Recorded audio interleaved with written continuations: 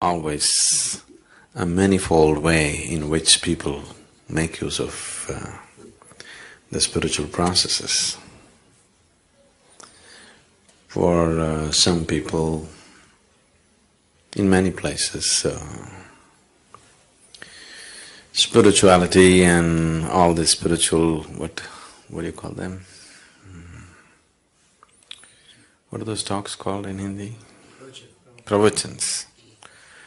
All that pravachan, everything is just an escape from the mother-in-law or cooking. For some, it's an intellectual entertainment. For some, they're seeking to learn something. They want to know something new.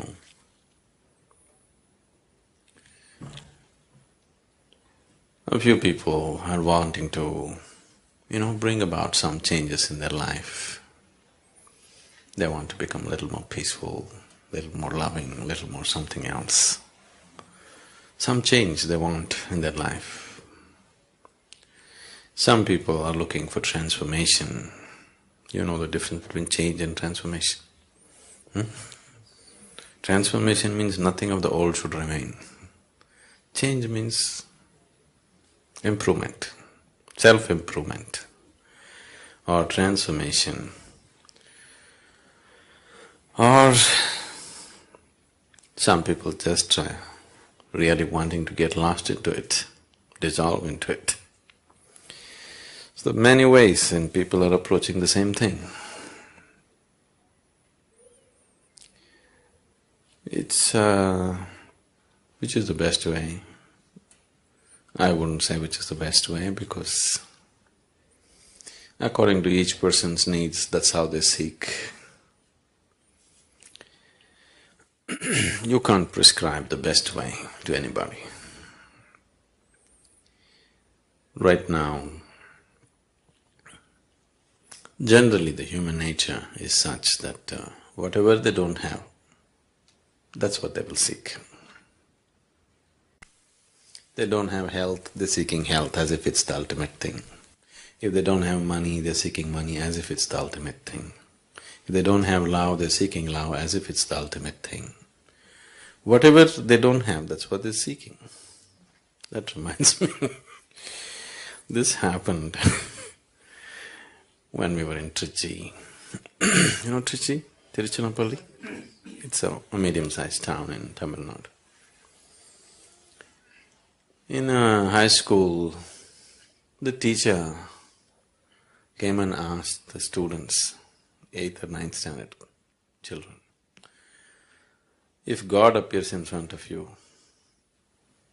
and gives you a boon, what will you ask? One boy said, those days, Maruti car. I want a Maruti car.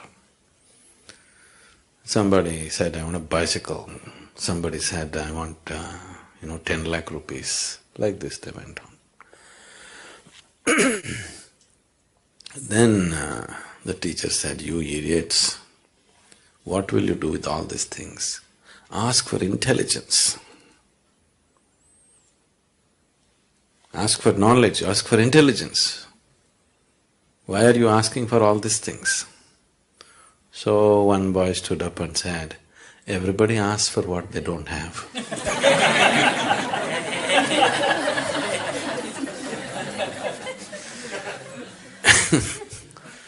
So,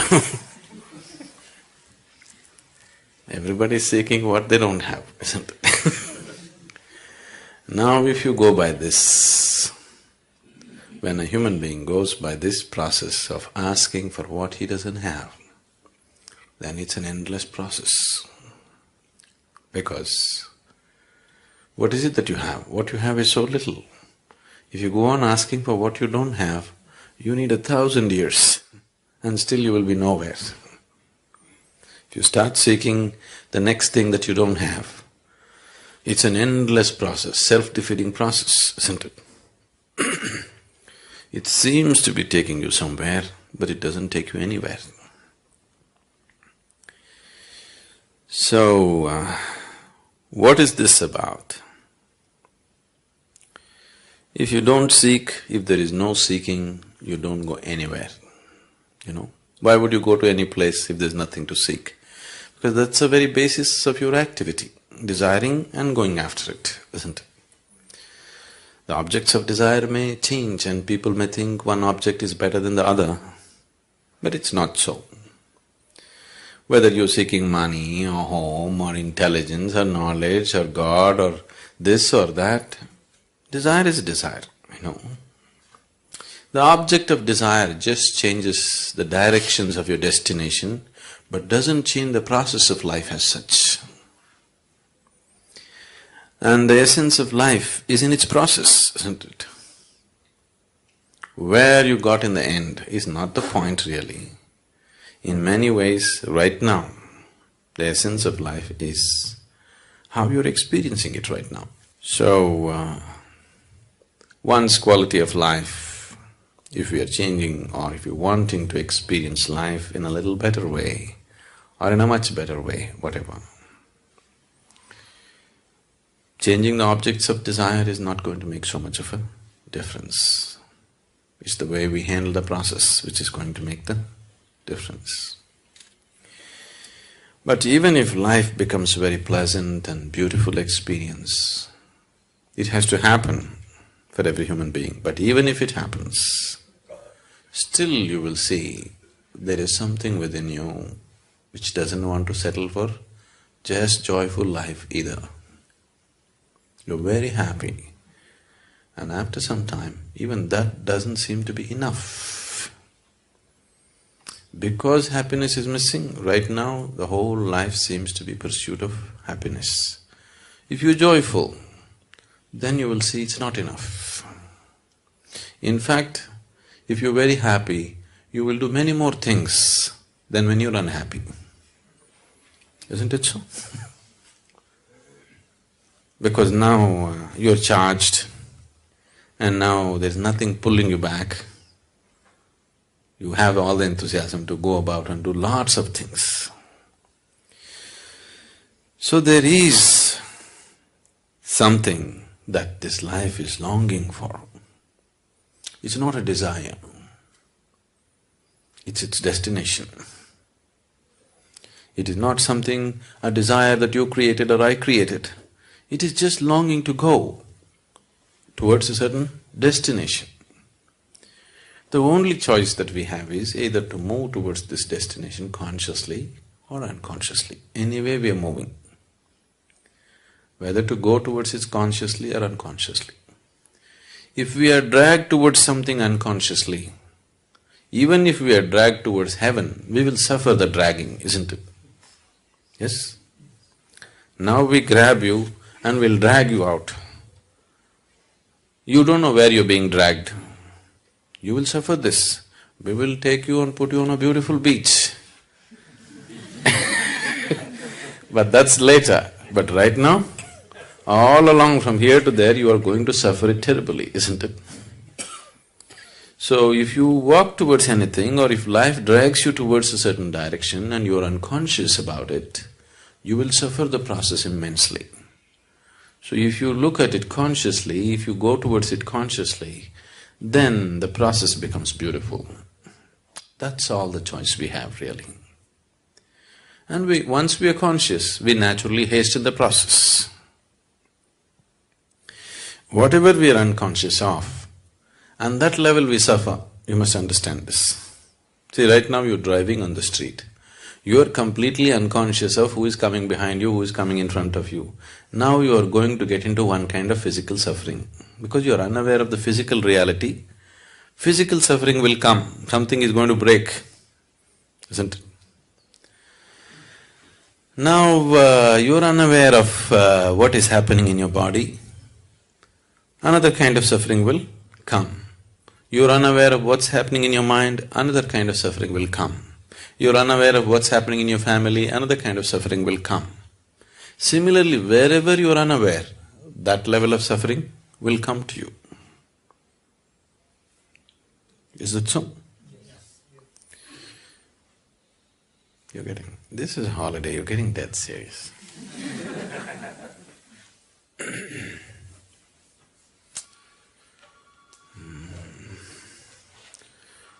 Once a pirate, no pirate?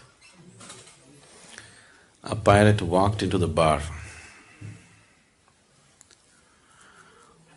The bartender knew him from long ago, he's seen him just the previous year and now he's come back after his expeditions. He looked at him and said, "Hey, what happened to you? You look terrible."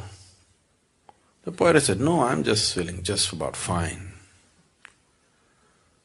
Then the bartender said, "But what happened to your leg? Why the wooden leg?"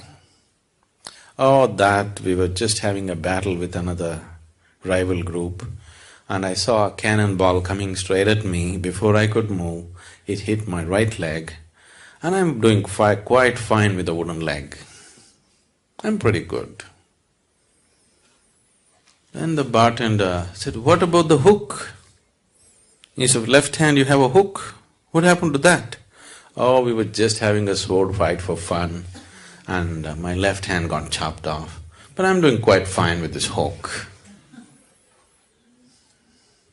In fact, it's more useful than the hand." Then he asked, "What about the eye patch? You lost one eye, what happened?" "Oh, that I was just looking up at the sky and a bird poop fell into my eyes." Oh, come on. Who ever heard of anybody losing their eyes for bird poop? How would you lose your eyes for bird poop? No, that was the first day I had my hook on.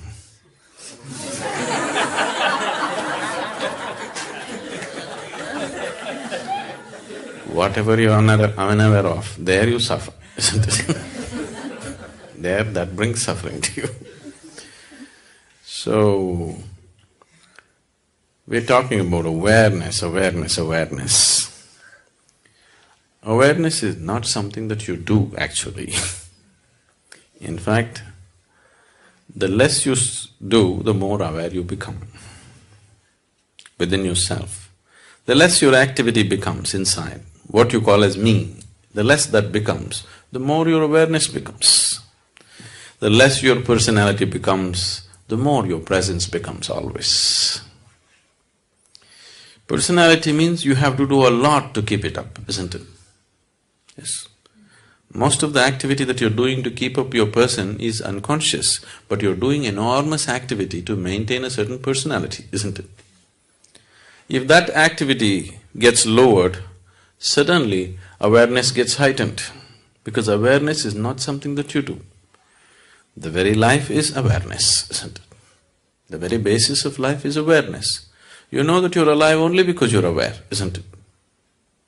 If all awareness disappears, at least on this level, we can call it death.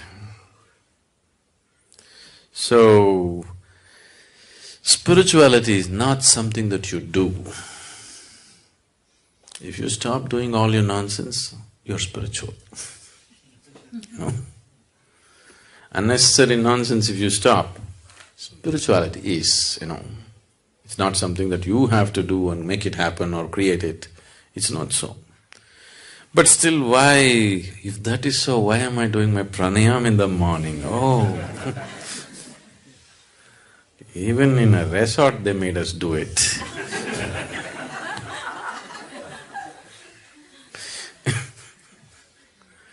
I'm sorry, the resort.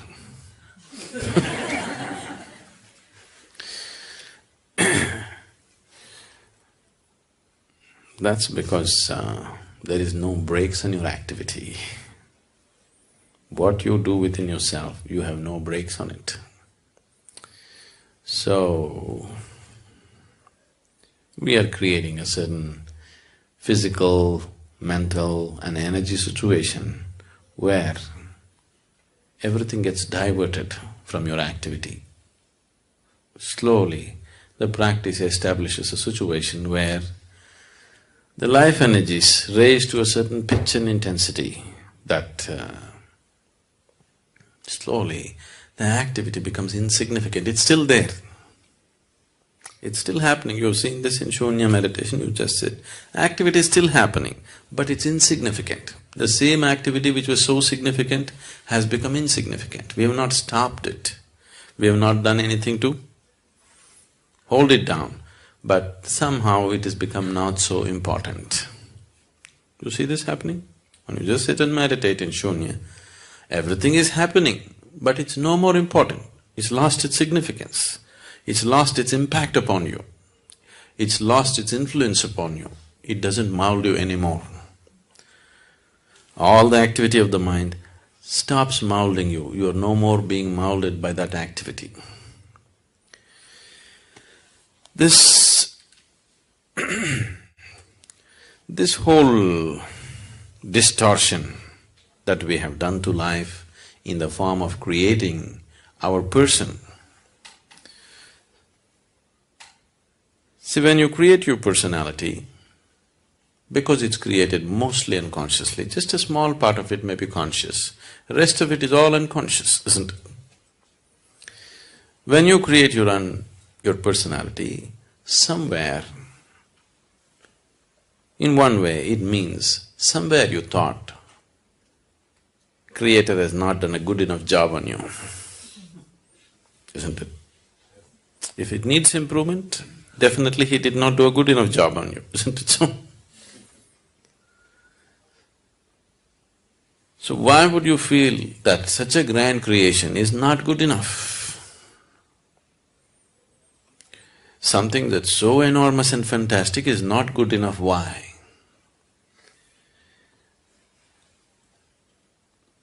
Because in this simple process of self-preservation, there is a simple basic process which is built into every cell in our body. Every worm, insect, animal has this. We also have it. This simple process of self-preservation, we don't know where to contain it. It has just spread itself into everything. Because it spread itself into everything, you have to create a small person of yourself who will defend himself all the time. As we've been looking at in the programs, the only thing that needs preservation is your physical body. Your personality, we must maul it every day. It should be okay, isn't it? If every day if you can make mincemeat out of your personality, you could create another one tomorrow morning, isn't it? Isn't it so? We've been trying to do that gently, because if I go very hard at it, you'll run away. Gently, step by step, we're trying to make mincemeat out of your personality so that it becomes a flexible aspect. You cannot live without a personality. You need one to exist here, to go about in the world, do your work, manage things. But if it's a flexible thing, that in different places, as it is necessary for the situation, you can put on the right kind of personality, then it would be fine. But right now, it is like a rock, it sits on you all the time. Anything that doesn't fit into its ambit, it makes you suffer, isn't it? Who drew this caricature that you call as myself? Definitely yourself, but influenced by so many people around you. You're 15, 16, you go and watch a Amitabh Bachchan movie, you come home and try to walk like him unconsciously. Yes, isn't it? Sometimes maybe consciously, but most of the time unconsciously, isn't it? So, this caricature came into existence because of all kinds of bits and pieces that are gathered.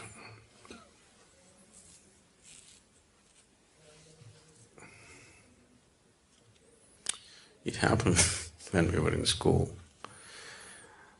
There was a boy who was studying with me, who had an excellent hand, he could just sketch anybody with whatever kind of distortion he wanted.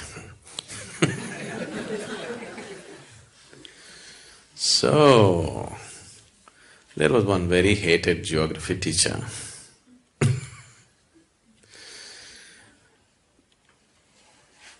And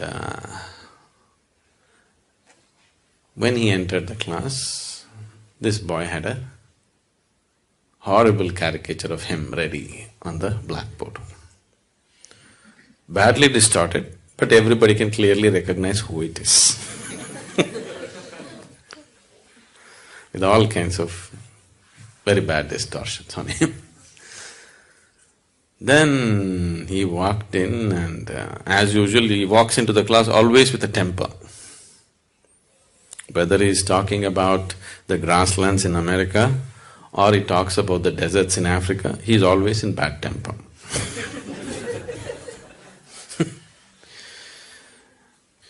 The moment he saw, he just… one thing he was angry, another thing he was somehow hit by the whole thing, the distortions. Then he asked, who is responsible for this terrible atrocity? As usual, everybody will suddenly interested in geography, very studious and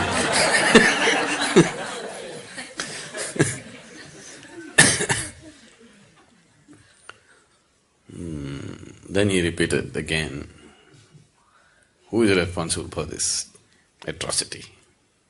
He thinks it's an atrocity. We thought it was an appropriate thing. Then somebody made up their mind and stood up and said, we really don't know, but it should be his parents.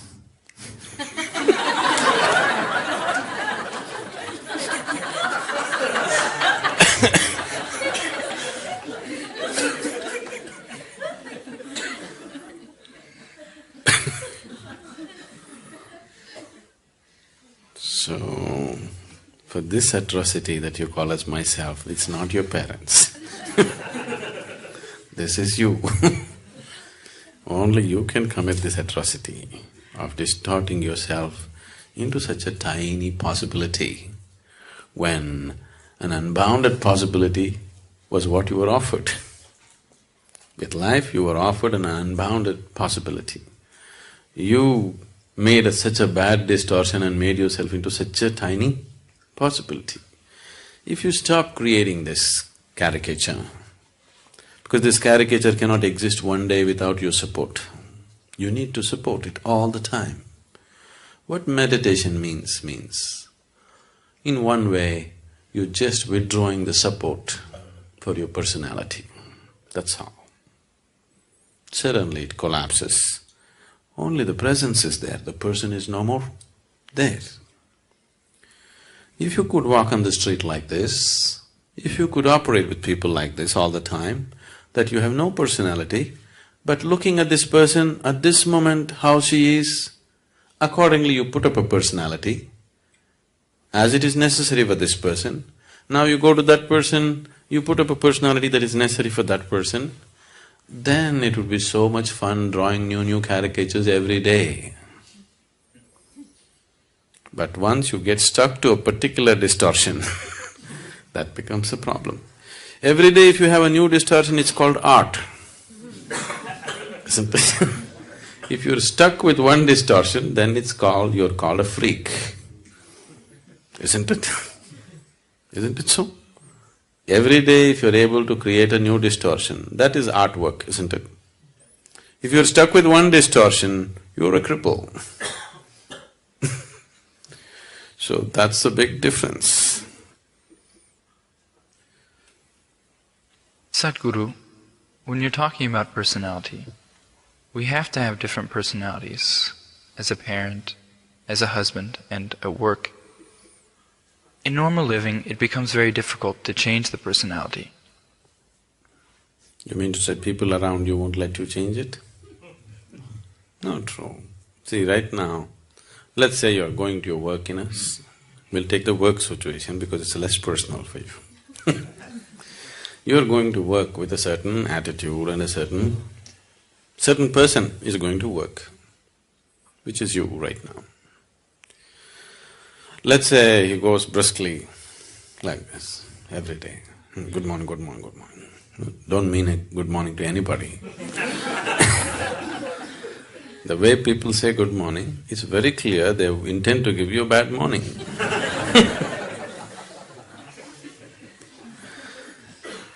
So, Suppose you are going like this. Tomorrow morning, if you go, really say good morning to people and smile at them and maybe hold their hand and ask some personal question, talk to them and go in, maybe you'll waste 5–10 minutes going into your office. But if people around you are happy, you'll have lot of extra time on your hands because they'll run around and do things better, isn't it? If you have people who are sitting there with a grouse, then they will make your life miserable in so many ways. Not one way. You have to live with them, but these people have a grouse against you. They are going to make your life so bad, isn't it? Now, can I change my personality every day? Won't it confuse people? Not at all. They would enjoy you most. Isn't it so? And will it bring down your efficiency of work? Definitely not. It is not because of the compulsion of the situation you've gotten stuck with one personality. It is just that the whole construction of the personality has happened in unawareness. That's why you're stuck with one personality. Now you said, we have one kind of personality at home, another with children, another with work and outside. If you look at it, it may not be true. You may be functioning in different capacities. The requirement of how you function may be different, but still the basic personality may be same everywhere. The underlying personality is still the same. You can change that also and it'll be so much fun for you to change that. It'll be absolute fun for you to change that because you can experience a whole new person all the time. After all, it's your creation. So why should it be limited to just one way? If God had fixed a personality for you, that's all there is. But when you have built it, like you change your clothes every day in different ways, isn't it? But most people cannot even change that, isn't it? They've gotten used to a certain thing and that's all it is, isn't it so? I think we should have done something today. Everybody should dress in a completely different way and come. Not your usual kind of clothes.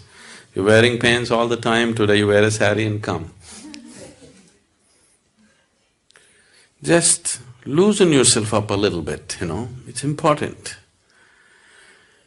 The reason why what is the very essence of life is missing in people's life is because they become stiff. And spiritual people are stiffer than anybody else. Isn't it? They are so stiff.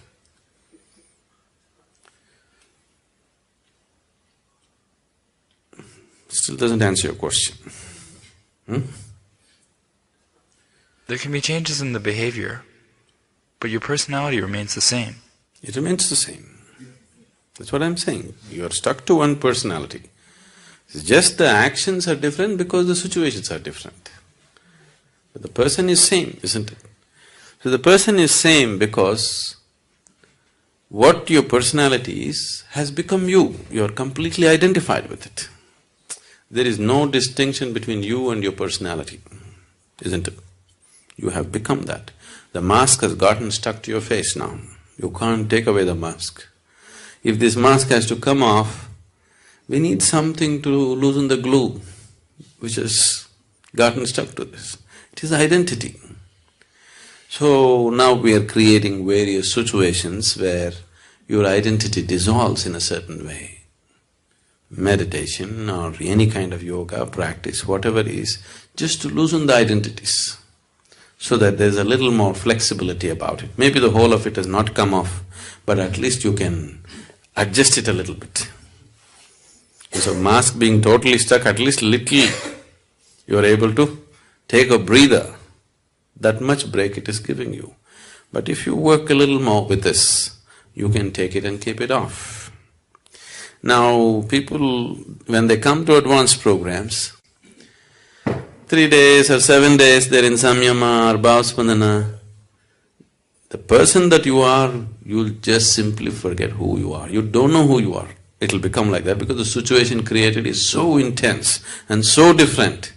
Everything that you know as normal is broken. After some time, you don't know who is here. After the program is over and you come back, you just wonder, is it me who went through all that? Most people can't believe that they actually went through samyama and came. Simply because it's created like that, the whole situation. Not only the meditation process, the situation also is created in such a way that it doesn't assist your personality in any way.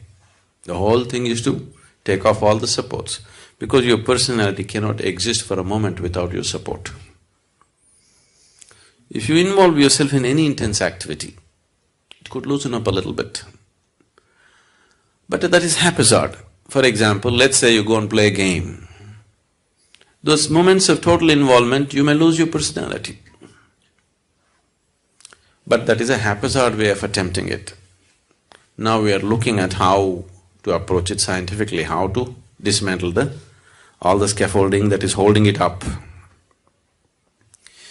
If you have noticed this, people who are very, very committed and enjoying the process of working, they always have more flexible personalities than people who are working towards a goal. Is it so? Have you noticed this? Because just the involvement with the work, total involvement, those moments the personality becomes little loose. But people who are working towards a goal, that they want this to happen, those people have strong personalities always. The fundamental basis for your personality, the building blocks for your personality is likes and dislikes. I like this, I don't like this. A complex system of likes and dislikes is what your personality is, isn't it? See, what's the difference between you and the next person? Your likes and dislikes are different, isn't it? Now, the basis of yoga is just this, to help you beyond these likes and dislikes.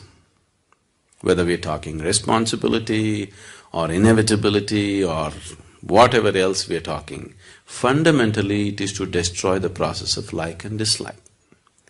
See, existing in the world with likes and dislikes is a very foolish way to exist. But unfortunately, the logical mind thinks, I'll do what I like, this is my freedom.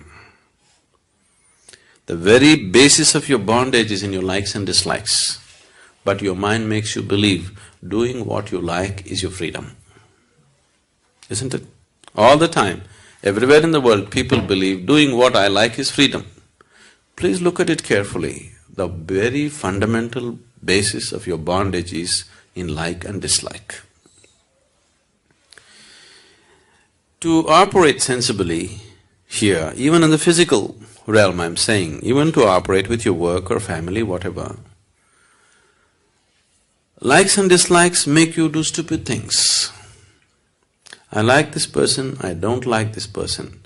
Now, I cannot function from what is needed in this moment, isn't it? Isn't it so?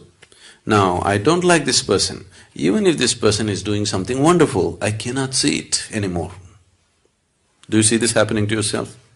I like this person. Even if they're doing terrible things, I cannot see it anymore. Isn't it so? Because the moment you get trapped in this like and dislike, you have no discretion. You lost your discretion. Your intelligence is forsaken. Your awareness is simply impossible once you get trapped in likes and dislikes. The moment you say, I like this, getting identified with it is very normal. It's a natural process. You don't have to say, I'm going to identify with this light bulb. If you just say, I like this light bulb, you get identified with it. The process will just happen. See, life is set up in such a way for you so that life happens automatically. You just have to sit here and enjoy the bounty of life. But now the problem is, we are setting this forth in a wrong direction, so it is creating suffering. Suppose if it was all in your hands, you have to like it, you have to get involved with it, everything is yours. It would be a terrible effort to live, isn't it?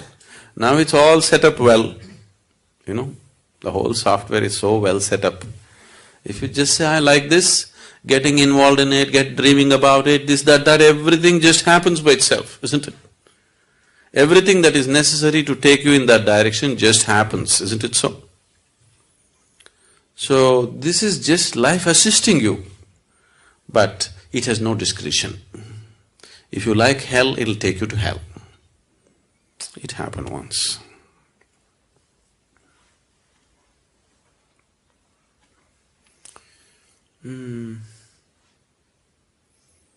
What do you call a person who hires people in a corporation or whatever? HR? Okay. The HR director in a corporation died and went to heaven. There, Saint Peter said, see, because you are the first HR person to come to heaven, we will give you a choice. If you want, you can stay in heaven because you got the passport. But before you go to heaven, if you want, you can have a view of hell. If you wish to stay there, you can also stay there. This is a lady HR person. She said, no, why would I want to go to hell? I want to go to heaven. He said, why wouldn't you want to have a look at it? I said, okay. She got in the elevator, went ding down. Then the elevator doors opened, and it opened into a beautiful garden. On the poolside, very beautiful people are swimming, sunbathing, and there's a wonderful golf course, and then a nice clubhouse, the works. She said, oh, this is great hell. She had a view of that, and then Saint Peter said, okay, you have a view of heaven, then you choose. Then she got in the elevator, it went up. Supposed to be down and up, okay? That's a direction, at least you better know. Now we are down.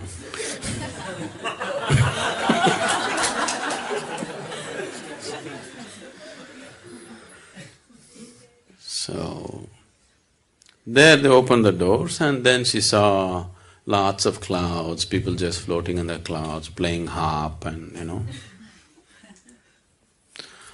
She said, okay, this is also fine, but I think I'll go to hell. All my friends are there. This golf, I'll go.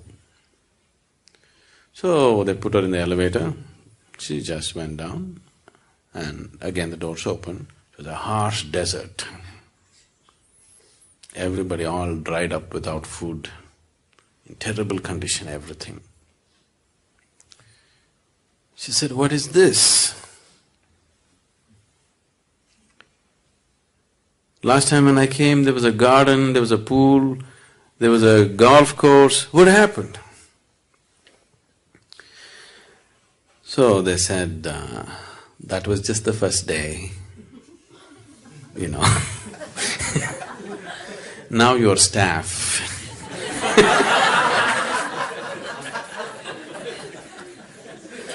That was the interview. Now you're staff. All your life you did this to people, so this is your choice.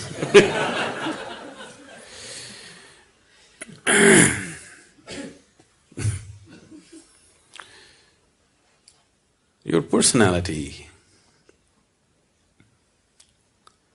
I don't know, if you're working in places, at least if you're HR, is there anybody HR?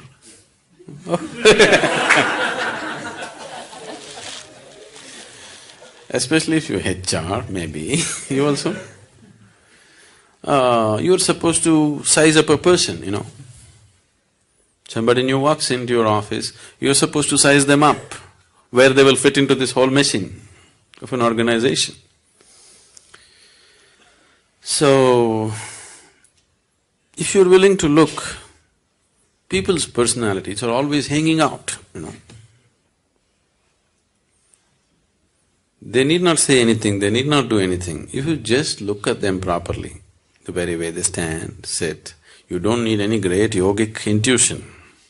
Simply a simple observation of a person, the very way they stand, the way they hold their hands, the way they smile, the way they do things, their personality is just hanging out of them. So it's so obvious to everybody except to yourself, you know. That's the whole thing. Do what you don't do. I think you must look at yourself very carefully because the children are picking up everything rapidly and they'll exaggerate everything that you're doing. So, one foremost thing is at least make yourself in such a way that you would like to be. Somebody may not approve, it doesn't matter. At least you made yourself in such a way that you like the way you are. Gurus… No, women will not make good gurus, nor will men make good gurus. Unless you know how to be beyond the two, you can't be this. If you're a man or a woman, if you're stuck with your gender, then there's no chance of being a guru because you're looking at the mechanics of life in a completely different way. You're just looking at life as life. All the problems on the planet is simply because everybody has their own mission. And these missions are creating variety of conflict. If all of us sit here without any mission, mission means an assumed position of importance and agenda, individual agenda. If all of us can sit here, what is a human being longing for? Every human being. All of you, wherever you are right now, you would like to be little more than what you're right now, isn't it so? Hello? Yes. If that little more happens, what? Little more? If that happens, what? So it looks like in installments you're going towards something. How much more would settle you for good? Let's look at it right now.